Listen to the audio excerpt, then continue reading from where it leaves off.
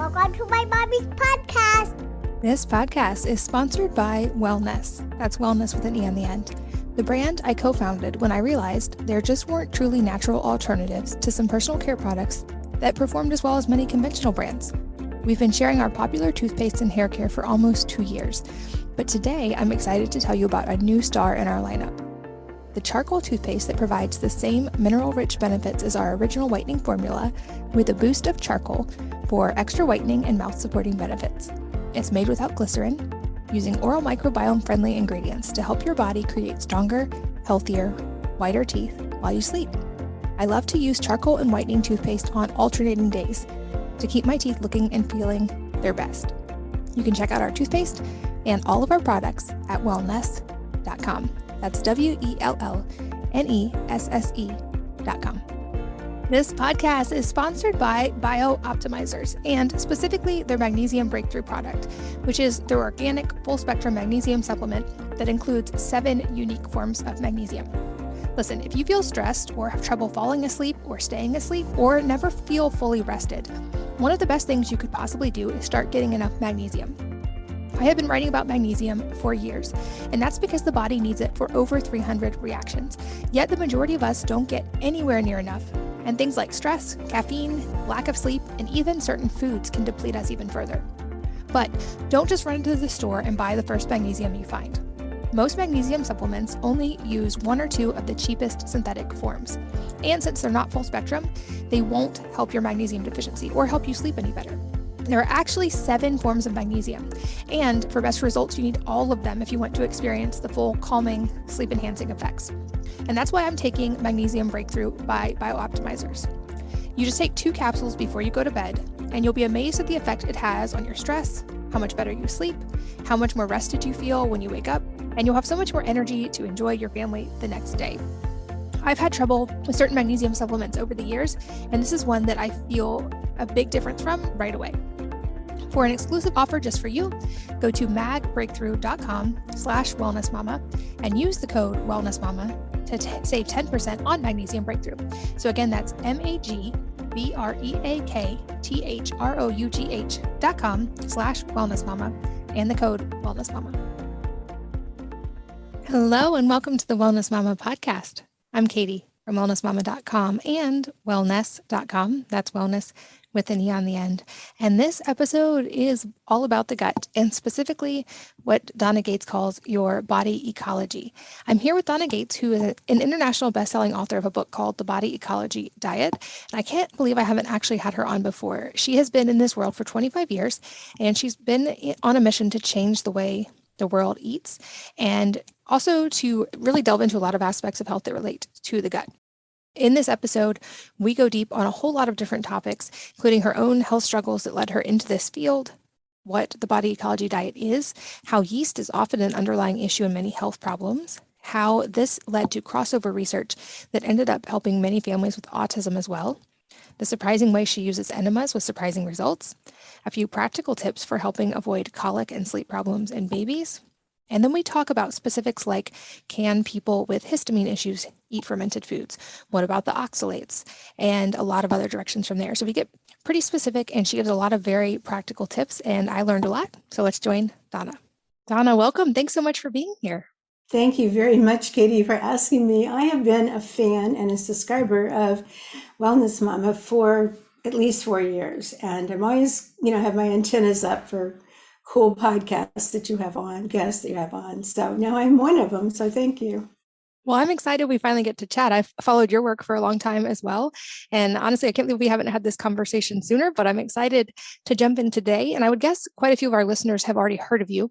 But for those who haven't, I know you're an expert in the fields of digestive health and nutrition. And I would love to hear a little of your background, how you got started on this path. Well, I got started like many of us do because I was super sick. I obviously, looking back, I never was fed properly. I grew up in the South with a lot of, fat, a lot of vegetables, but they had fat back in them. For my body, that was not good.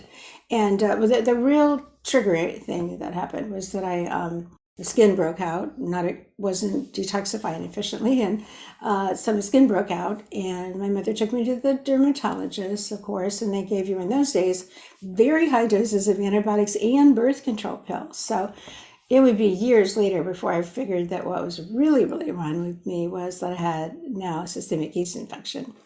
But along with that, digestive problems and no energy. I mean, I look back and I think, how did I even make it through being a young mother, having babies and all that with no energy? I just faked it, I faked it because I wanted to be a good mom and all and have a good life. And I never stopped looking for answers. Like, I always had my feelers out for anything. And I actually studied a whole bunch of different disciplines. I went to Japan and studied with Limasawa and got certified there. And then I was macrobiotic for 8 years. And that was a lot because I learned a lot about certain foods that we didn't have here, and also Chinese medicine, which I became really interested in. I spent a year studying acupuncture, and I thought, that's not right for me. There's something else I need to pursue and go after.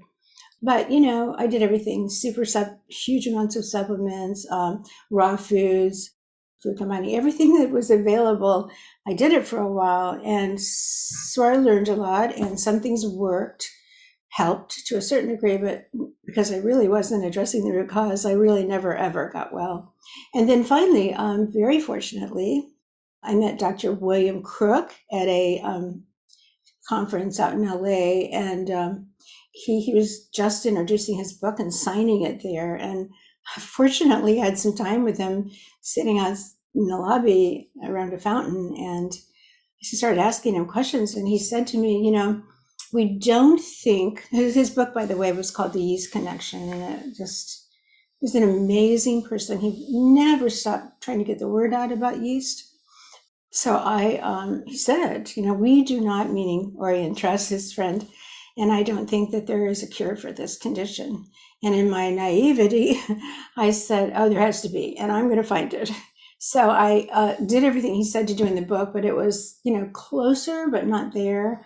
So I took all those years of learning about basic principles like acid alkaline, yin and yang, which I call the expansion contraction principle of balance. I put it all together and I created this whole new world. And I always felt behind me, amazingly, was some kind of power, because I kept finding information, kept planning to write a book to help other people, but it wouldn't finish. Like, every time I think, okay, now I'm done, a whole piece of information would show up that I had to put in there. And so 4 years later, I finally put out the Body Ecology Diet. And then by word of mouth, it spread everywhere. I mean, health food stores carried it back then, and lots of people that worked there were recommending it. It worked, the book was called The Body Ecology Diet, but body ecology is more than just a diet. So I've gone on to, over these years, almost more than 25 years, and have continued to delve deeply into yeast infections. And of course, there was not any information hardly out there, but now there is a lot. And then just because I have this experience of a lot of years, when you find something, you can kind of synthesize it and tie it in and start connecting more and more dots. But what's frustrating for me is that I see how very, very important it is to conquer yeast infection. And I also see that in tests, like the organic acid test, for example, practitioners are seeing yeast shows up all the time, probably all the time, but often along with mold too. They're both fungus, different though, and the toxins they produce. So here's this thing called candidiasis, yeast infections, and I don't find that anybody's taking them seriously enough. And if they really understood what they're doing and how impossible it is to get rid of them, and how strict you have to be in the beginning, and how they're tied to so many other things that are wrong. I always love a chance to talk about yeast infections. Well, it sounds like there's a lot more resources now than there used to be, and a lot more knowledge about this. But for someone who, I would guess a lot of people are limited to the idea of yeast infection in maybe the context of like a vaginal yeast infection. But this is obviously something that can be very systemic and affect many other parts of the body. So how might someone know if they have an underlying yeast issue? And then maybe what are a couple of the broad steps to start dealing with it? Well, I think one of the best ways is to know your history. Like, have you had antibiotics, birth control pills, for example? Have you been raised on a lot of sugar in your diet? So the history for sure. The organic acid test will confirm it. And then you're right, Katie, that a lot of women have told me, well, I don't have a yeast infection. They're thinking only of a vaginal yeast infection. They don't realize that it's systemic, meaning that it has left the gut and the vagina. Well, what's in the gut can move into the vagina too. But, it's left the gut because they took antibiotics for a little while or a long while, like I did for years for my skin. And so you get this yeast moving from the gut, causing a great deal of inflammation and what people call today leaky gut. So it's very permeable. And then it very easily moves into the body and colonizes everywhere. Like if they know for sure, like if people have had any kind of transplant surgery or like say a hip replacement or a heart valve or something, those colonize almost immediately with yeast. And diabetics, their blood sugar is always out of control. They'll always have a yeast infection. Anyone with cancer has a yeast infection. It's just this really important thing that I guess sometimes I think it must be so common. And you hear that it is a normal inhabitant of the body. So I think people just kind of shrug their shoulders and dismiss it and don't realize what it's doing. And, it's also connecting the dots. Like you can't just read a research article. That's what happened years ago when I was writing the book and discovering all this information about this world in our gut that wasn't called the microbiome. Then it was called the inner ecosystem. I called it. I came up with that name because I wanted to tell people, look, there's a world of microbes inside of us and they're super important. We're missing that. We're going off to explore outer space and deep into the ocean, but guess what? So anyway, but here's the thing, I would go out there, searching, and there was tons of information that microbiologists had out there telling about microbes, different kinds of microbes. And they were just reporting all their research to each other. And nobody was making use of it. So I thought, look, this is important. We need to know about this. So that's how I got into that. And by the time the book came out, it was the first ever to talk about this world in our gut. To stevia, we didn't have stevia at that time. We had aspartame, NutraSweet and Equal, which Monsanto wanted us to use all the time. Very bad side effects. I found stevia, and it was an interesting story too. But like I said, I just felt so blessed and guided at times. Doors would open, opportunities would come up. So, by the time the book came out, I had a lot of information. I had a chapter on stevia and how important it was to be sugar-free, and here's how to use it. And at that time, we just had the powder, but then I moved to a liquid because it's way easier to work with the liquid than the little fine white powder, which looks kind of like cocaine. I remember those early days of stevia as well and how much there are so many better options now. And I know that anytime we're talking about the gut, obviously that has rollover effect into the entire body. And from following your work, I know that you've also jumped into the world of autism. And there are, of course, many families who are working through that and that you do a lot of work in this area as well. So I'd love to hear how that connection happened and then maybe some specifics of what you learned. Okay, so I think a lot of times the reason things manifest for us is we have this heart desire, to want to do something. And I majored in child development in college and really always had this very, very worried feeling about the future for our children. So I just kind of, if there's any way I could make a difference, I wanted to. And so then I heard about this thing called autism that was starting to, show up in the world. And I had an opportunity. I was living in Atlanta to go to a conference right there. It was probably the first or second one that the DAN, Defeat Autism Now group. They're not the same doctors that started it, but they were amazing. And they all had children with autism, and they didn't want to give their kids drugs. And so they were looking for answers. But what they had done was they'd done a really good job, in my opinion, of identifying what the symptoms were. What did the kids have besides obviously brain, lots of things happening with their brain. They had gut problems, big times, diarrhea, constipation. There's pictures of them smearing their feces all over the wall. Oh, and then they said they had yeast problems. And I thought, well, wait a minute.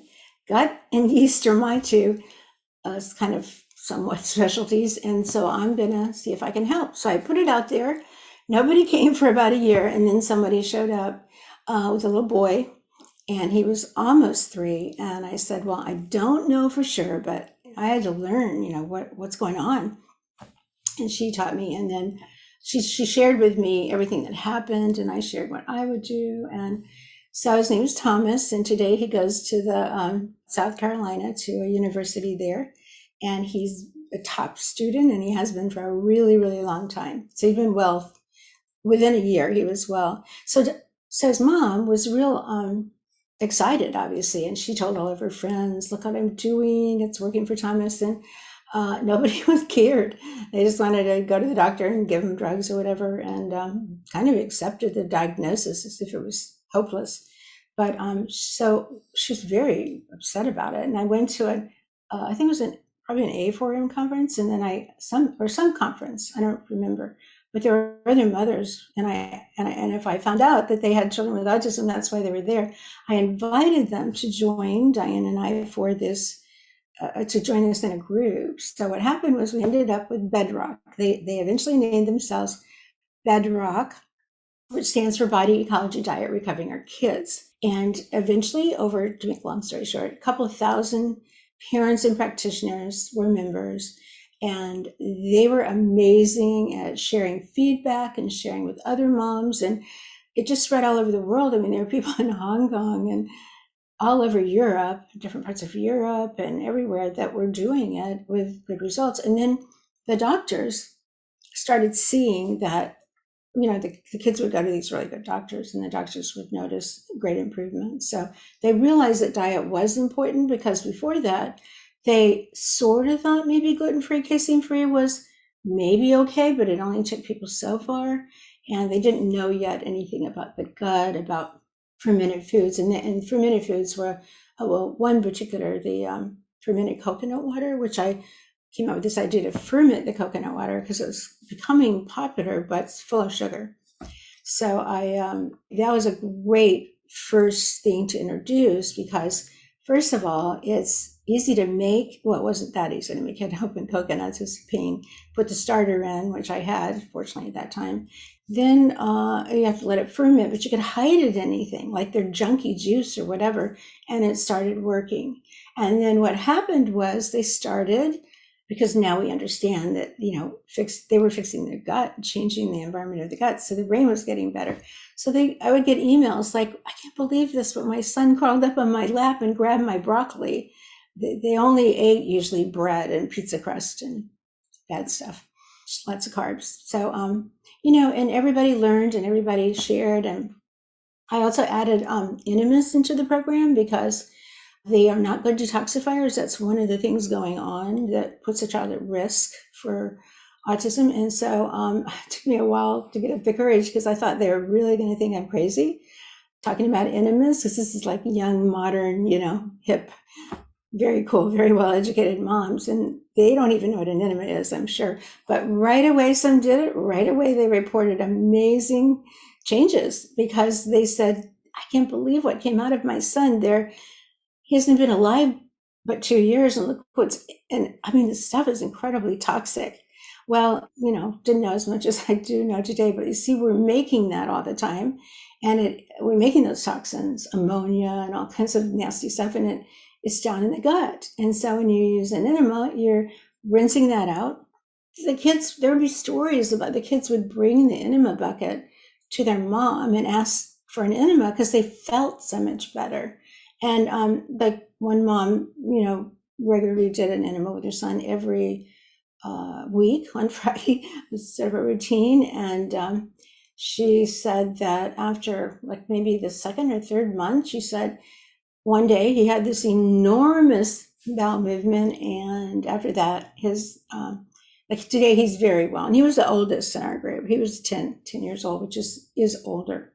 The earlier you can start to catch it and treat children, the much better chance of you have of turning it around quickly. Several follow-up questions to that. The first being with the enema. I feel like most people have probably at least heard of enemas. Maybe the majority probably have not tried them. So what's happening in the body when you do an enema? What makes that so beneficial? Well, I actually, by the way, I figured moms are very uncomfortable, so I suggested that they start with themselves first. Like buy an enema bucket, and they're only holding 2 quarts, and with a child, you use like maybe 2 cups. And the tube is very tiny, and it's plastic, and you can rinse it out and hang it up to dry. But wait, would you ask me that question again? Because I'm off on a tangent. Yeah, just any like biologically, why is an enema so effective? And maybe also some guidelines around enema usage. Okay, so effective because those toxins that are stored inside of us every single day that we're not eliminating are definitely poisoning the brain. The environment is really toxic. So if you're eating, for example, fermented vegetables, which have an amazing diversity to, end up in the gut and change the environment, you need to help them out a little bit by rinsing away the really toxic stuff. And it's very easy to understand this, for example, because like, let's say you were the mayor of a city and you have this one nice area, location is a good location, but it's full of slums and crime and dangerous. And so you decide that you're going to move those people into nicer homes, and then level that and clear it out and then start all over again. And so that's kind of that's definitely what we're doing. We're removing, actually in functional medicine today, that is the first thing. You remove and then you repair the gut lining and then you replace or reinoculate healthy bacteria into the gut. You do have to remove those nasty toxins because it's impossible for the good guys to survive in that really toxic environment. And you mentioned that the younger you were started with someone with autism, that typically the easier the recovery was, which makes me think there is probably also a preventative aspect to this as well. And now with all these years of clinical experience, I'd love to hear, are there things that we can do as parents, even preconception while pregnant or with little children, to help kind of stack the odds in their favor? Thank you for asking that, Katie. That's one of the reasons I love listening to your podcast. You always ask these great questions. But so I would be lecturing at Autism One and places like that, and I kept trying to get this word out there that autism can be prevented. We need to be getting that message out in the world. We need to prevent it. It went from 180 down, 1 in 180 down to 1 in 40 now. It's still getting worse. So things are not improving, and it's gotten to the point where people are accepting it. Doctors are treating it, but they're not making progress. And so it seems like they don't get really what they need to do. But you've got to start early. You do have to detoxify and get those detoxification pathways open. And the prevention, though, it's very real. So since then, there were always parents that said, I'd like to have another child, but I'm afraid to have another one. Now, fortunately, many people have, and a lot of other women have come to me to ask for help. I want to have a healthy baby right up front. And so I have something that I teach our mothers. They eat really well during the pregnancy. They eat the fermented foods during the pregnancy. That gives the right kind of microbes, for example, in the birth canal. But once the baby's made it safely into the world and you realize, he's breathing well and everything, and bonded with mom and dad, which is super important. The next most important thing to start thinking about is how can we establish this important world in our baby's gut so that he can live safely in the world. The world is full of pathogens, and nature's got everything all figured out, obviously, or we wouldn't be here as human beings or other animals.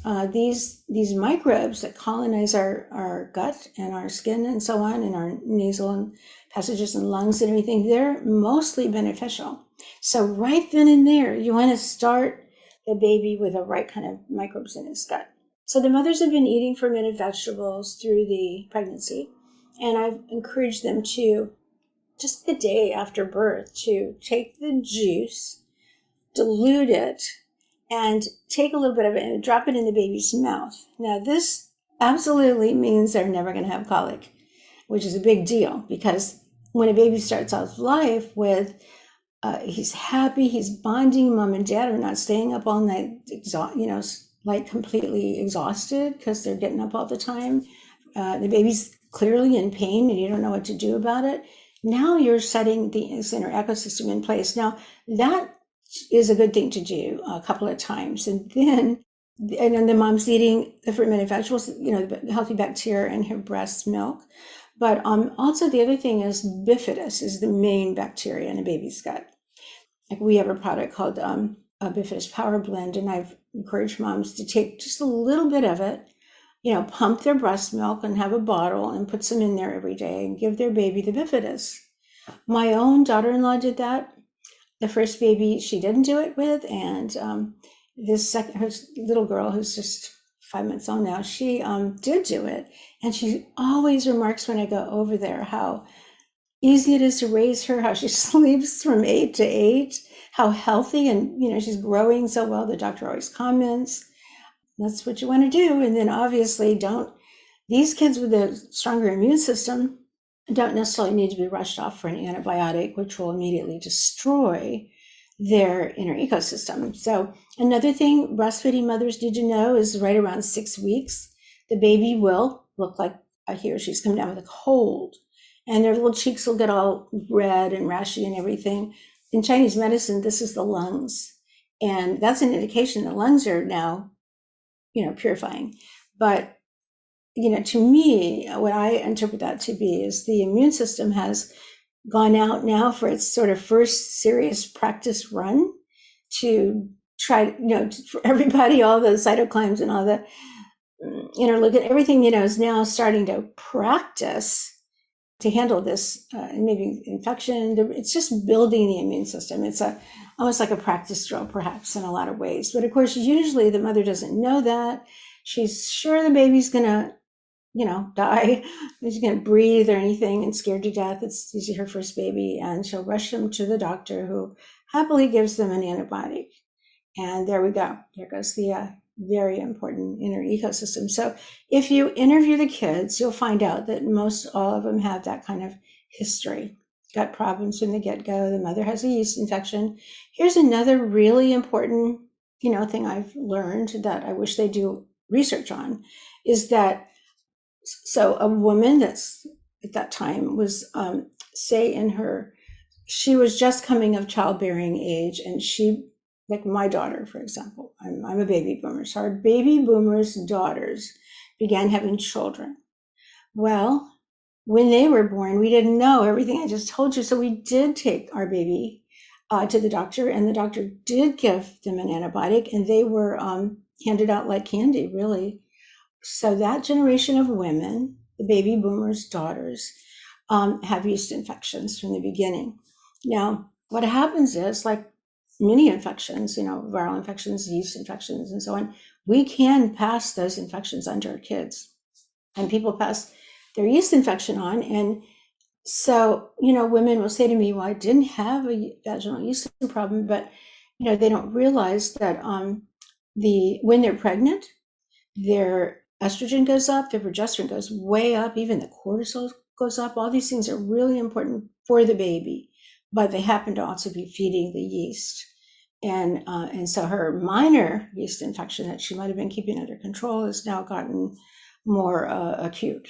And then her baby's likely to have come into the world with yeast infection. An example of that is cradle cap, for example, because that's a biotin deficiency, but the yeast consume biotin like crazy. So that, or diaper rash, if you see those signs, just, start giving your baby the healthy probiotics and bifidus and all, and build. So they outnumber the yeast, because the yeast are pathogenic, but they're there in small numbers. And if you change the environment, they won't survive. If you have more of the good bacteria, they can't control the environment and cause the problem. So there's a solution, and there's this prevention. Now, there's a period of time where they kept saying, oh, it's genes, which really made me mad, because I thought, well, we all have certain genes. So they tested the kids, and they found out that most of them had, about 80% have MTHFR, which is methylation, or other things in the other genes in that cycle. Vitamin D receptors, really common, but it's really common, period, in everybody. So when you look at the genes, you see, okay, they have these genes, yeah, but how about all these other people that have the genes and they didn't become autistic? I think certain things are going on. They're poor detoxifiers. They have more toxins in their system and they can't get them out. Yeast are making toxins, acetaldehyde, for example. It's a very nasty toxin that yeast produce, not mold, but yeast produce acetaldehyde. And so, there's just a lot of strikes against the newborn baby, and we're not tying all these pieces together to help the kids get off to a really good start, reverse their destiny, so to speak. It's not genes, in my opinion, at all. Because, now we know. So what if you have these genetic variants? Let's keep them from being expressed. And if they're not being expressed, they're really not that big not especially in children. They can be more of a problem when we get older and our DNA gets more damaged, but they really aren't. And a lot of them, there's an antidote to that gene, vitamin D receptor. You want to check and see if the transporter gene that carries the vitamin D, could it be that? That we can look at those things today. We can get a much better picture of how to support them genetically. But I do not believe genes are the cause of autism. Based on what I've seen, I would definitely agree with you. And I've had several functional medicine pediatricians on this podcast, and they all made the same statement, which is that the vast majority, in fact, almost all, upwards of 90% of childhood illnesses don't need any kind of treatment whatsoever and will resolve without antibiotics, which I thought was a higher number than most parents talk about. And they explain fever is actually a good response in the body. You don't need to run straight to antibiotics and fever reducers. And to your point, those things are also damaging to the gut. And I know from reading your work, fermented foods are obviously, especially fermented vegetables, a big pillar of this. And from what I understand, you're actually a big part of the reason we can now find these things so widely available in stores today. But I think anytime we start talking about fermented foods, at least when I've written about them, I get questions related to a few specific things. The first being, what about if someone has a histamine issue? Can they still consume fermented foods? Well, by the way, speaking of histamine, candida is a major cause of mast cell activation, people with mast cell problems, and all types of allergies and histamine, because the yeast produce acetaldehyde, a lot of it, 24/7. There's a gene, speaking of genes, there's a gene called ALDH, and it processes acetaldehyde, and it becomes totally overwhelmed completely if you have yeast in your body. So people with yeast infections are very histaminergic. You can sort of tell me that words. In other words, they're very, very easily producing histamine. So that's super, super important to do that. And then I would say, I would recommend at first, don't eat fermented foods.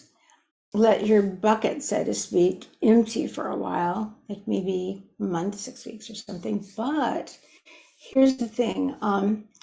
The problem isn't the food that's high in histamine. Is sort of, you don't want, like Body Ecology, our diet is based, if I get a chance to explain it more, but I don't think you should eat a lot of high histamine, certain ones particularly. Why wave the red flag at the bull? Just, you don't need a whole lot of high histamine foods. But the real problem, if you have histamine issues or mast cell, it's really the gut.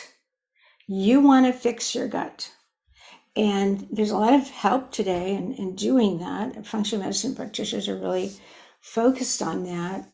And here's a very important myth I'd like to dispel, and that is that fermented foods are not all alike in any way.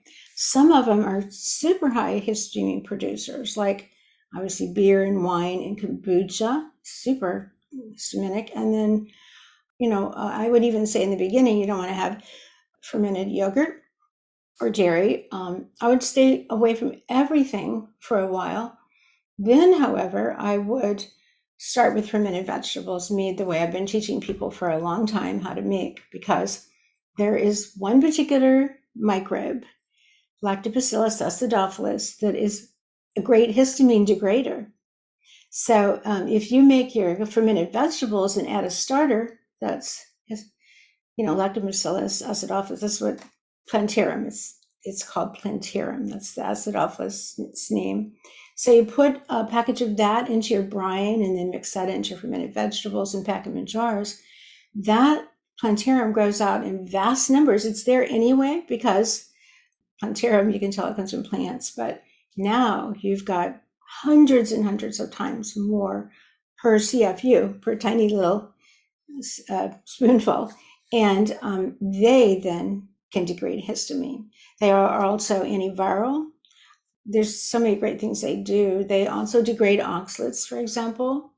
One of my favorite recipes, or what I like for people to make, is to take some, they'll do red cabbage and beets and fennel or something, but the beets, which are very high in oxalates, by the way, but are really good for you.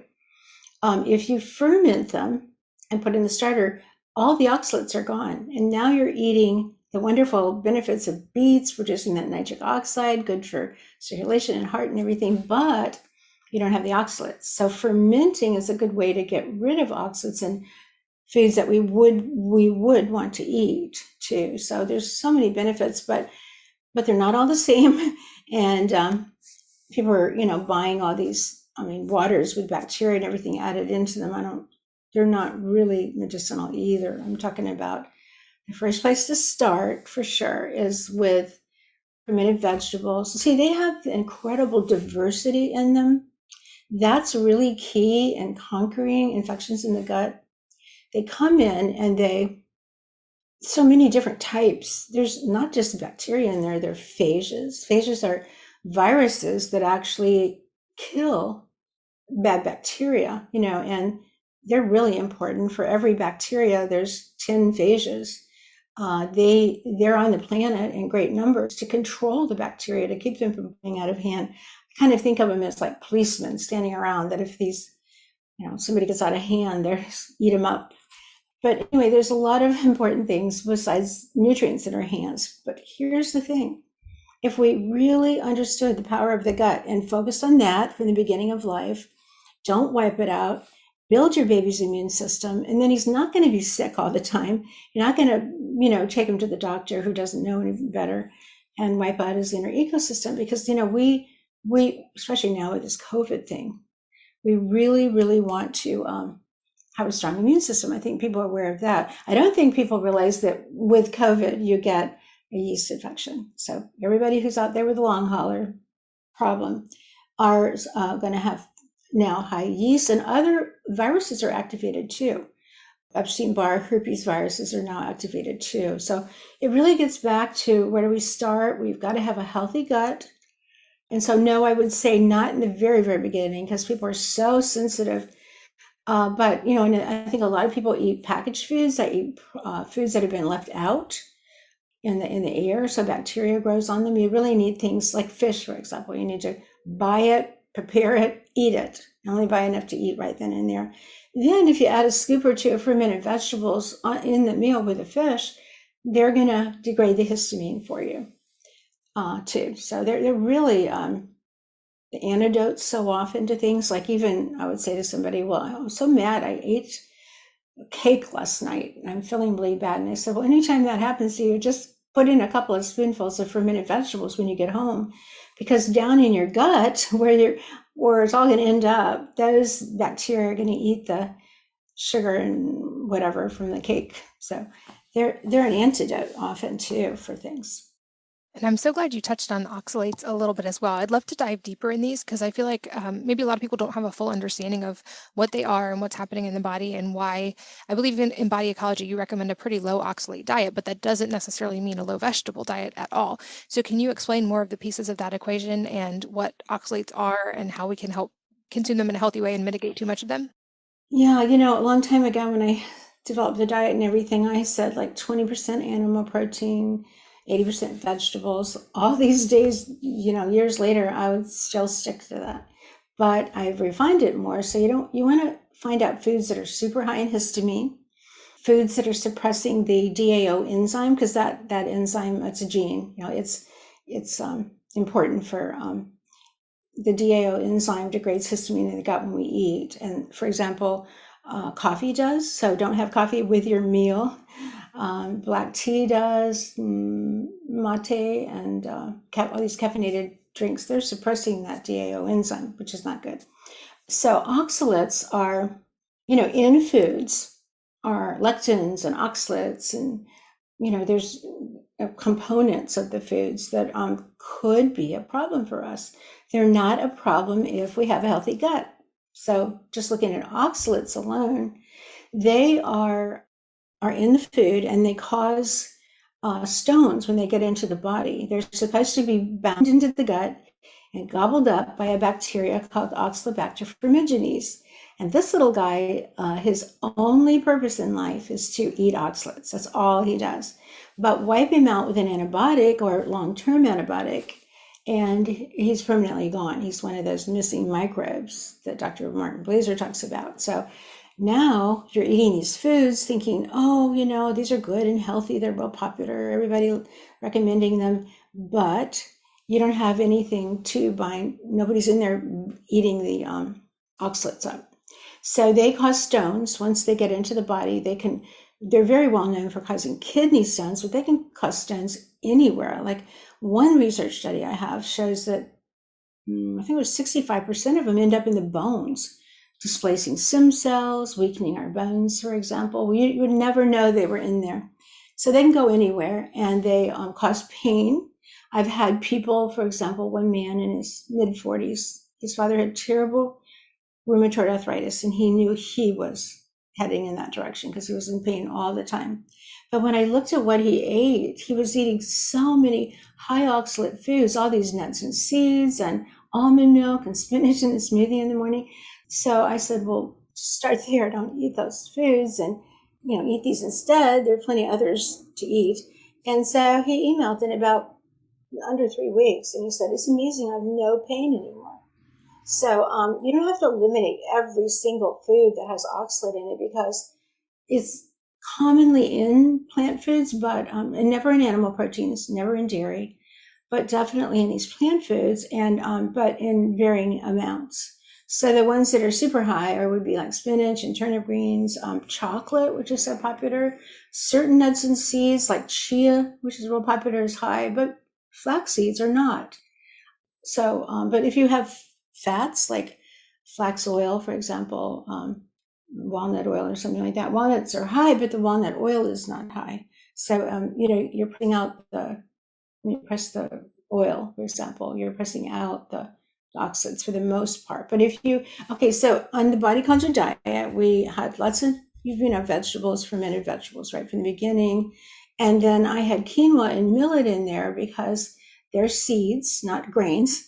They're grain-like, and they provide fiber, which is really important for the healthy gut, which I think everybody knows that. But, then when I found out, oh my gosh, they are high in oxalates.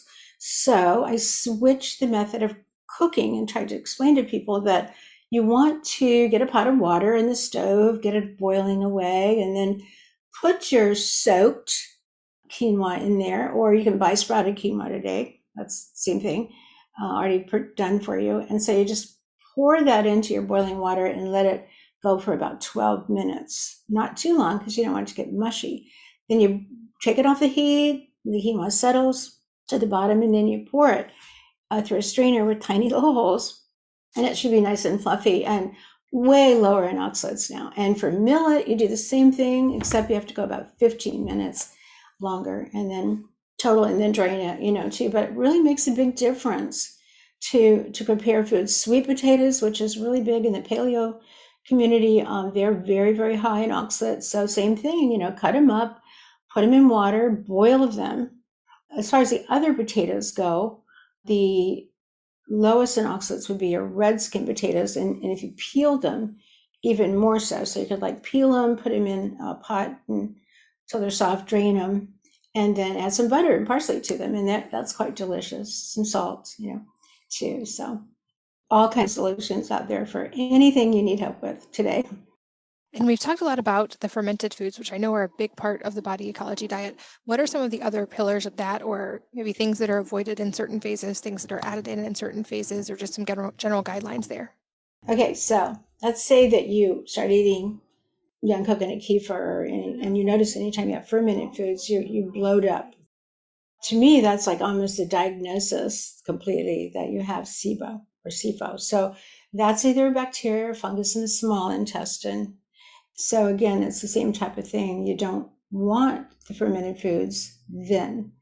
Go back and treat the gut, take care of the SIBO, get rid of it.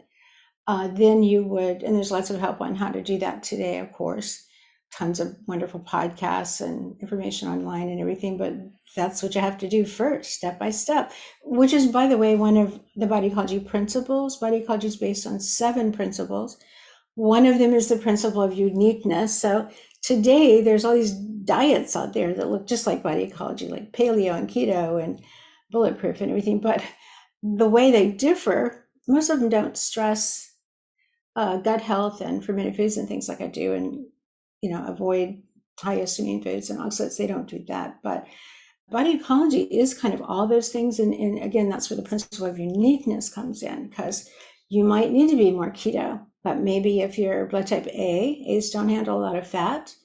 That is another chapter in my book. I'm a big believer in clues that come from your blood type that you should know about, and then and also you may not have the right enzymes for digesting the fat and the pancreatic enzymes, for example. So it's really, you can't just put everybody in a keto diet for some reason and think they're going to do great on it. A's lack an enzyme called alkaline phosphatase in the small intestine, so they really don't do well in large amounts of fat at any one time.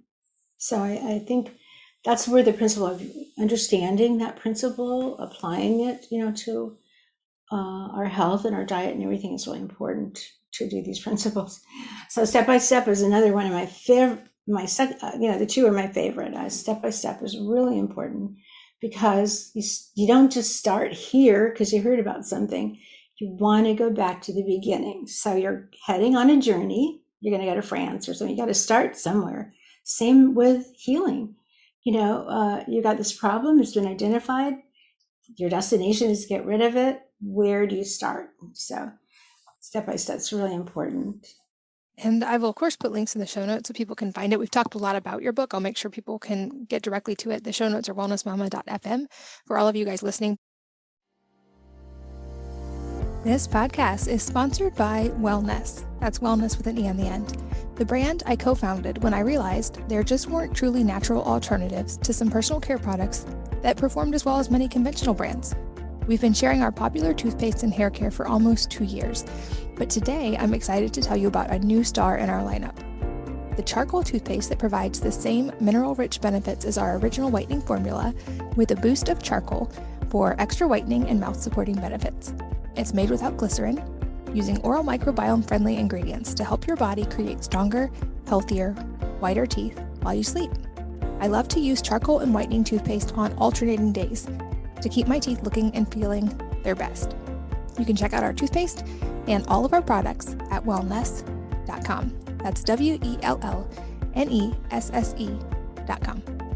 This podcast is sponsored by Optimizers, and specifically their Magnesium Breakthrough product, which is their organic full-spectrum magnesium supplement that includes 7 unique forms of magnesium. Listen, if you feel stressed or have trouble falling asleep or staying asleep or never feel fully rested, one of the best things you could possibly do is start getting enough magnesium. I have been writing about magnesium for years, and that's because the body needs it for over 300 reactions, yet the majority of us don't get anywhere near enough. And things like stress, caffeine, lack of sleep, and even certain foods can deplete us even further. But don't just run into the store and buy the first magnesium you find. Most magnesium supplements only use 1 or 2 of the cheapest synthetic forms. And since they're not full spectrum, they won't help your magnesium deficiency or help you sleep any better. There are actually 7 forms of magnesium, and for best results, you need all of them if you want to experience the full calming, sleep-enhancing effects. And that's why I'm taking Magnesium Breakthrough by Optimizers. You just take 2 capsules before you go to bed, and you'll be amazed at the effect it has on your stress, how much better you sleep, how much more rested you feel when you wake up, and you'll have so much more energy to enjoy your family the next day. I've had trouble with certain magnesium supplements over the years, and this is one that I feel a big difference from right away. For an exclusive offer just for you, go to magbreakthrough.com/wellnessmama and use the code wellnessmama to save 10% on Magnesium Breakthrough. So again, that's magbreakthrough.com/wellnessmama and the code wellnessmama. I know you also have a lot of other resources available, and you have been talking about this for a very long time and explaining this. Where else can people find you online? Well, I think first start off by coming to the website and signing up for the newsletter, hopefully, and just following the work. I'm going to start doing more podcasts soon on a more regular basis like you're doing. I love them. When I'm always nervous beforehand, and then I think, I'm not sure I can do these, but then afterwards I'm thinking, oh, that was so much fun connecting with people like me, that have some information to share. So if you sign up, you get notified about the podcast. We have lots and lots of information out there. We used to have a whole lot more, but we were one of those companies that got hit by Google and they wiped all of our information out. It was pretty devastating. About 2 years ago, we lost 93% of our traffic overnight, and I've kind of crawled back from there. But because we had, for example, articles on autism, and they don't want that information out there. But I think that's a good place to start. The website is bodyecologydiet.com. I'm always kind of reluctant to promote our products, but they're excellent and they're really useful based on what we really need. For example, in talking about SIBO, for example, most of the time, about 80% of the time, same with urinary tract infections, the microbe that's causing the problem is E. coli. So we have a product called Ecophage. It is a phage, and it kills E. coli, and it's super effective. So many people, including myself, have benefited by starting off by taking, say, 3 of those twice a day, like a bedtime in the morning. And then after a while, you can cut way down to like 2 or even 1 a couple times a day. But here's why: because phages go into the bloodstream, they look around for the E. coli, and then they penetrate it and they use some of the DNA that the E. coli has, and they make more of it. And then they burst open the cell. Now they're everywhere in the bloodstream, and then they're attacking other E. coli. So before long, like a week or so, on a higher dose, you've got all these E. coli in there doing that job. But I really think phages are they're all different. They kill different things. But I think in this day and age, phages that kill E. coli are super, super great tool. Anyway, we do have products that I are all about healing the gut, adding that inner ecosystem into place. We have the starter, too. So. Awesome. I'll put links to that as well so people can find them directly. And a couple last wrap-up questions. The first being if there is a book or a number of books that have profoundly influenced your life, and if so, what they are and why. There isn't one. I hate to say it. I wish I could come up with one, because so many great books coming out all the time. And some of them, I feel like, well, I already know that. But no, there's not just one. I think there's certain fields, like anything about the gut, particularly yeast and so on. I'm going to read that. There's just a lot of good ones out there. There's a plethora of them. I think that's a problem for authors, is there's so many. How can they're overwhelmed by them, which is why I think listening to podcasts is fantastic. Even though I'm working on 2 books myself, I think podcasts are a great way to learn. And that's why I'm reading a book, not reading scientific books for pleasure. I'm learning so I can help others. I totally understand that. And lastly, any parting advice for the listeners could be related to this, everything we've talked about, or totally unrelated? Oh, gosh. If we could just get the message out to young parents to be, that autism is preventable. It is. I would love for them to know how simple it is to do that and how important it is to do that. It literally puts a baby on a course that they're happy and healthy for the rest of their lives. And we prevent so much heartache, especially for the child, but so many parents end up divorcing over this.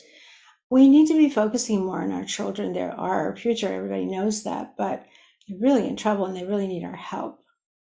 So I would say that, please learn about bringing healthy babies into the world and what you have to do as soon as they get here, and what you do in the womb. When I was studying child development in Georgia years ago, there wasn't a whole lot about prenatal information, but I was super interested in that.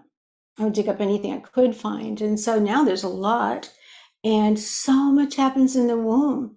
So much about, like, oh my gosh, even the way the baby looks and the way their brain develops and everything. So we need for mothers to be, even if the government, gives kind of like a leave of absence to women to during that time that they're pregnant or about to get pregnant, even beforehand, emphasize getting ready. And then during the pregnancy, really focus on taking care of the baby, getting lots of information, lots of support. It would change the world so much. And I look at all these African-American youths that are getting in trouble and everything. And I think, well, no wonder they eat awfully. They are not given any much chance in life. And their parents know nothing about this. What a difference we could make, in my opinion, in crime if we taught all mothers, just like part of the culture of our part of our culture, that we put priorities on creating healthy babies, happy ones, smart ones that have solutions to the problems in the world today. I think that's a perfect place to wrap up, and definitely a recurring theme from the physical side to have had people on to talk about the generational trauma and the mental, emotional side of that as well. And I think you're right. Anything we can do that supports mothers and supports children, it has those positive ripples throughout all of society. And for that reason, I'm so grateful for the work you're doing. And thank you for being here today and for educating us. Thank you for having me. Oh, of course. It was a pleasure. And thanks as always to all of you for listening and sharing your most valuable resources, your time, your energy, and your attention with us today. We're both so grateful that you did. And I hope that you will join me again on the next episode of the Wellness Mama podcast. If you're enjoying these interviews, would you please take 2 minutes to leave a rating or review on iTunes for me? Doing this helps more people to find the podcast, which means even more moms and families can benefit from the information. I really appreciate your time, and thanks as always for listening.